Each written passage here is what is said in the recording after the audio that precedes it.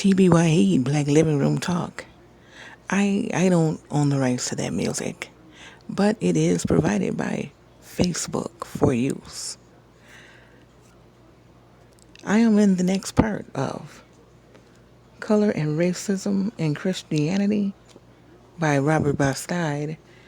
I hope you are enjoying this wealth of knowledge coming from this book. So, shall we?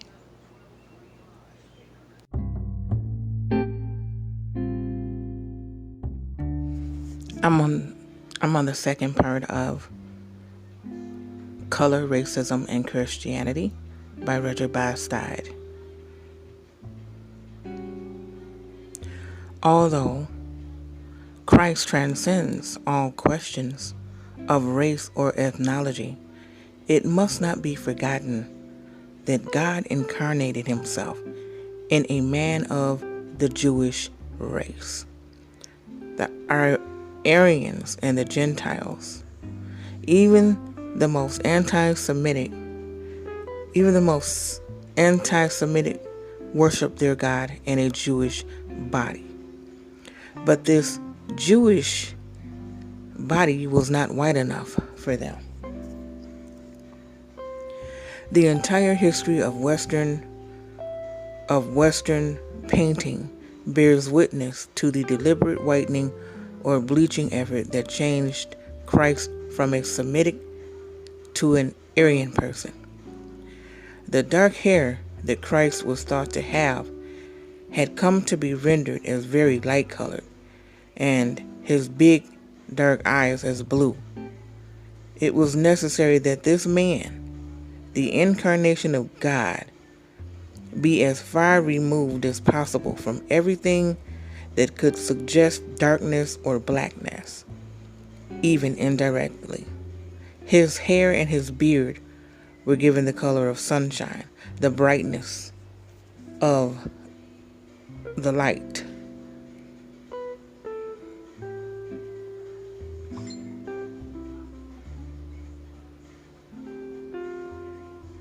The brightness of the light above, while his eyes retained the color of the sky from which he descended and to which he returned. The progressive Aryanization of Christ is in strict accordance with the logic of the color symbolism. It did not start, however, until Christianity came into close contact with the other races. With the African race in particular, Christian artists began to avoid the darker tints in depicting Christ in order to remove as much as possible of their evil suggestion. The Middle Ages did have their famous Black Madonnas, which were and still are the object of a devotion, perhaps even deeper than that which is dedicated to many of the fair-complexioned images of the Holy Virgin. But the Black Virgin represents to her devotees not so much the loving mother as a sorceress, a rainmaker, a worker of miracles. She has the magnetism of the strange smacking of gypsies and Moors.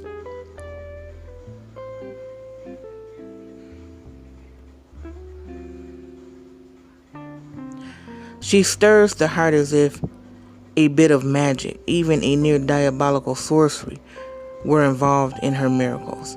She is not the beloved mother who clasped the unfortunate to her white breast and comforts them with her milky white arms, drying their childish tears with the fair tresses of her bright-colored hair, but a mysterious goddess endowed with extraordinary powers. The symbolism of her dark color is not eliminated in the cult. It is only repressed, and badly repressed, because it infiltrates into the prayers that are directed toward her.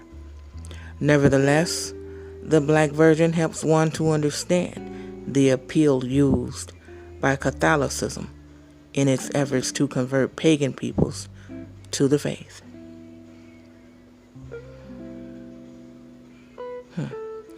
References must again be made to painting. The three kings or three wise men who came to worship the newborn child were depicted as white men at first. They later came to represent the three great continents, Europe, Asia, and Africa. Balthazar was the Negro king who came to bring his tribute to the fair-haired child amidst the golden straw. He was pictured behind the other two magi, and even sometimes kneeling closest to the babe, but never between the other two. That would have been equivalent to ignoring his color. Racism subsisted in the disguised form of a patronizing attitude in this first attempt to remove the demoniac symbolism from the black skin.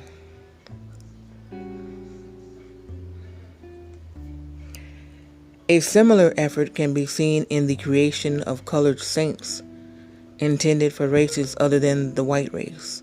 Saint Mauritius, a commander of the Roman legions in Egypt who was martyred there, was originally depicted as white but then as a Moor, and finally in the 13th century as a Negro. Such changes were exploited for purposes of evangelism as the frontiers of the known world extended further. The church long ignored Saint Benedict of Palermo, known as Saint Benedict the Moor, but finally officialized him with the development of missions in Africa and of slavery in the Western Hemisphere. This case illustrates another rationalization on the part of the church intended to break the nominal chain of symbolism. In order to escape from feminine temptations, Saint Benedict prayed to God to make him ugly, so God turned his skin black. To see only symbolism in these cases would, however, be a mistake, because the symbolism is merely repressed. It returns from another angle. From the mystical, it is converted into the aesthetic. Evil takes the form of ugliness. Above all, the colored saints, Saint Mauritius, Saint Benedict the Moor, Saint Iphigenia the mulatto, and Saint Balthazar the Negro king, are only intermediaries well below the Virgin Mary and Christ, who stayed white. They express more the difference, the abyss, between people of different races than the unity. They stand for stratification in a multiracial society. The color black found only a subordinate place in the hierarchy, descending from white to black. In the desire of the church to become universal, the color black became detached from its symbolic significance, only to be subsumed in an ideology. This ideology reflected the religious dimension of the paternalism white Catholic masters felt toward Indian serfs and African slaves. When color became a part of an ideology, it was obvious that colored people would react by a counter-ideology. Mulattoes prayed to white saints to show that they belonged to the race of the masters. According to folk rumor, a mulatto in Brazil would put the portrait of his Negro mother in the kitchen and that of his white father in the parlor. He would shun colored saints and invoke only the aid of white saints, even though these were claimed by pure white people to belong exclusively to them. Even though these were claimed by pure white people to belong exclusively to them. The mulattoes invented the brotherhood of the court of St. Francis in order to enter by the back door, so to speak.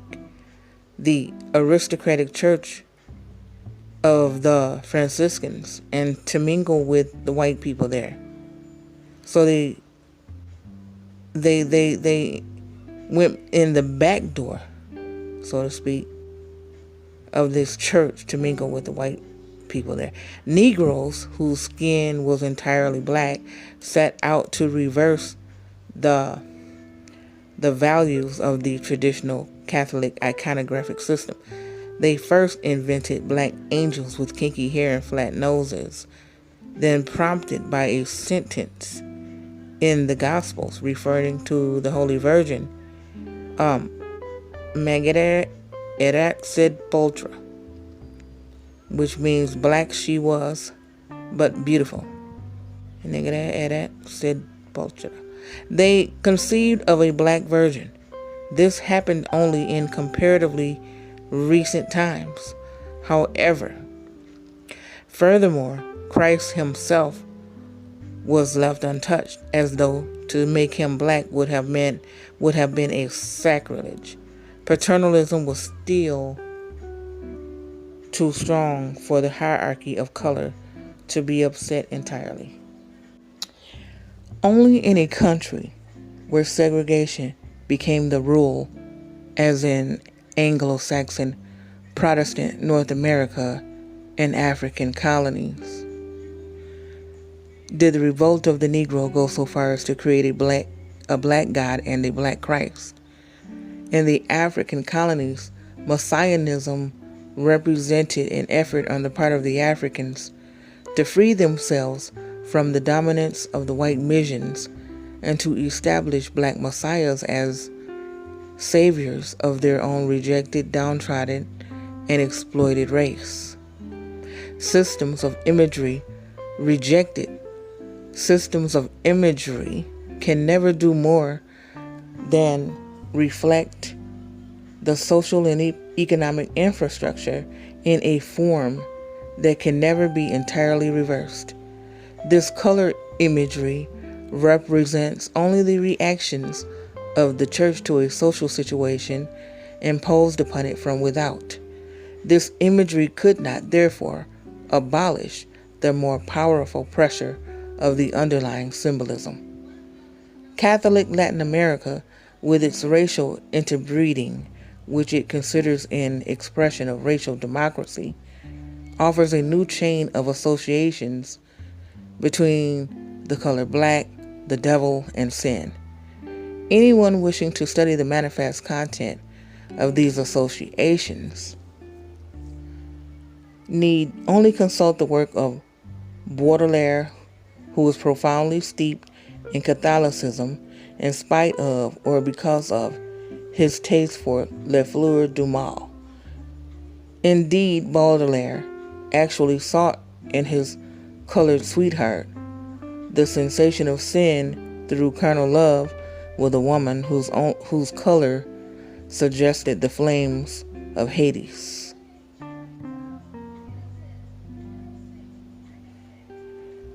These sensations, although less clearly evident in the cult of the Black Venus in the tropics, are there in the essence.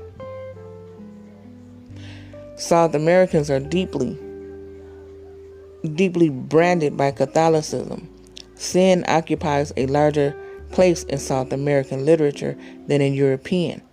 A distinction is always made between a white woman, the object of legitimate courtship and marriage, who is worshipped like the Holy Virgin, and the colored woman, the mistress, who is an object of pleasure. A woman of color is considered to be a person of sheer voluptuousness. The slightest gesture she makes, such as the balanced sway of her body as she walks barefoot, is looked upon as a call of the female sex to the male. On the other hand, the white woman is desexualized, if not disincarnated, or at least dematerialized. That there that I just read, that's deep. That is some, if you didn't hear what I just said, You can rewind. That was I have never, man, if reading is monumental.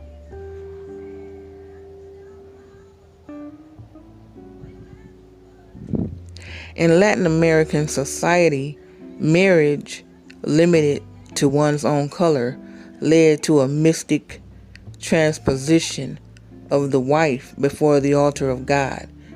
The symbolism of the color white played a preponderant role in this transposition. A too carnal enjoyment of the wife would have taken on the aspect of a kind of incest, degrading to both the white man and the white woman. White signified purity, innocence, and virginity. A woman whose skin was not entirely white suggested the carnal merely by her color. She became, therefore, the legitimate object of enjoyment. So, in other words, the way I take it, the color of the skin turn them on. But that's a fetish. Isn't that a fetish? You turn on by, I'm not going to elaborate through that, but that's what it is.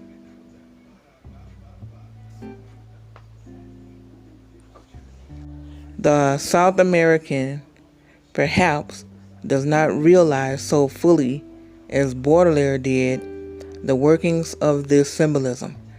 It does nevertheless operate to the detriment of physiological reality.